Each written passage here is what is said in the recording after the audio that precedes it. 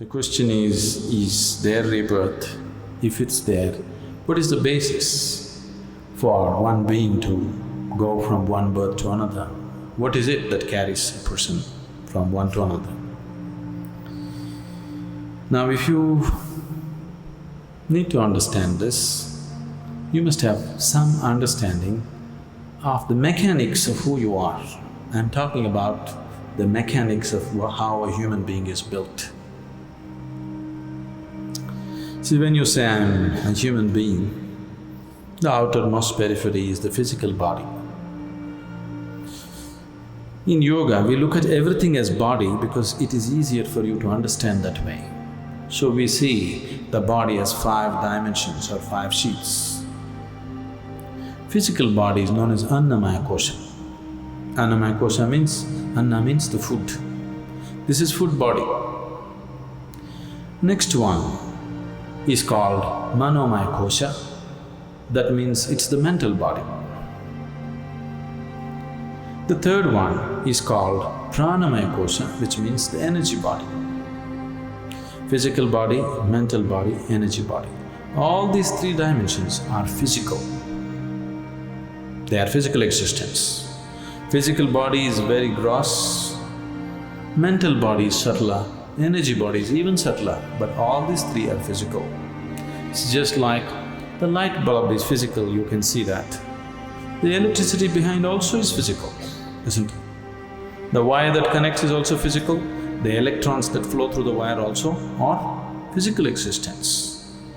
So similarly, physical body, mental body, pranic body, all are physical dimensions of life. This physical dimension of life, both in all these 3 dimensions, carries the imprints of karma. On the body it is imprinted, on the mind it's imprinted, and on the energy it's imprinted. This karmic imprints or the karmic structure is what holds it together. Karma is the cement which holds you to the physical body. Karma is the bondage, at the same time it's only because of karmic stuff you can hold on to the body and be here. This is where spirituality seems to be difficult because if you try to take it away, it doesn't work. If you try to add, it doesn't work. You need to be just there. If you're just there, it's a moment. Now, the next 2 dimensions are called Vijnanamaya Kosha and Anandamaya Kosha. Vijnanamaya Kosha is non-physical but related to the physical. It is like a transient state. Anandamaya Kosha is completely non-physical. So, Vijnanamaya Kosha and Anandamaya Kosha means it's the bliss body. There is a bliss body inside which is 100% non-physical. It has no form of its own. Only if the energy body, the mental body and the physical body are in shape, it can hold the bliss body in shape. If these things are taken away, the bliss body will just become a part of the cosmos. So whatever you are referring to as Atman or the soul is a fiction actually. In the sense, people are describing a certain limitation of the non-physical as a soul. But the body for the soul is still your karma. If the karmic structure is completely dismantled, there is no soul, everything merges into everything else.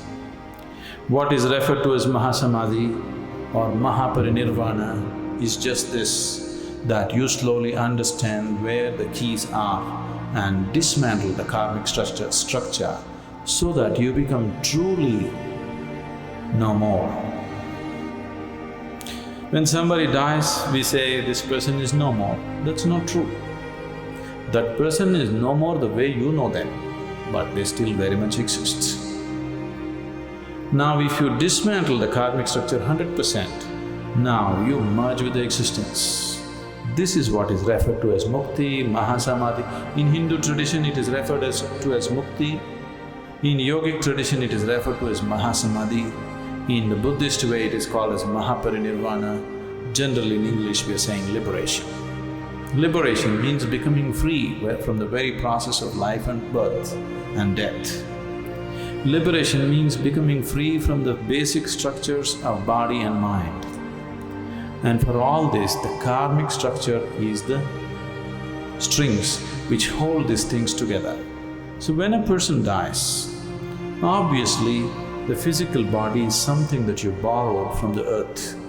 This body is just earth, isn't it? You understand?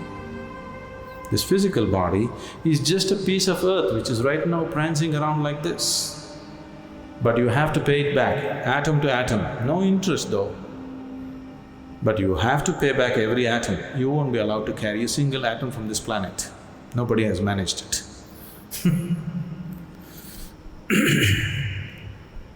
Physical body will fall apart. The mental body and the pranic body, depending upon the strength of your karma, goes on. If the karmic structure is very intense, unfinished, then it has to finish it. If the karma has become weak because it has run its course, then it very easily finds another body. If it has to find another body, the intensity of the structure should come down, it should become passive. If it is very intense, it cannot find, it has to hang. So this is what you're referring to as ghosts. Somebody is dead, his karmic structure is still intense because it's not over. Now he needs much more time to find another body, he still exists. And the more intense his karmic structure is, the more visible he becomes, or more experientially available to people. There are innumerable such beings all around you, whether you know it or you don't know it. But most of them you won't feel because their karma is dissipated. They're just waiting for more dissipation before they find another body. But if their karma is very intense, this is why they told you in the tradition, if somebody dies unnaturally, either by accident or suicide or some other way, they will become ghosts. It is not so, everybody becomes. It is just that they are more experienceable.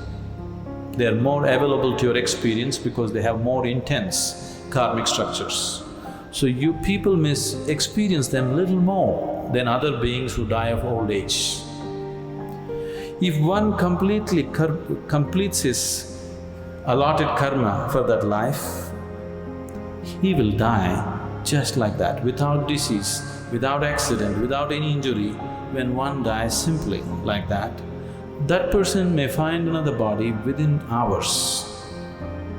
This is why in this tradition always they said, if one completes his life and dies peacefully, it's the best way to die because he need not hang around.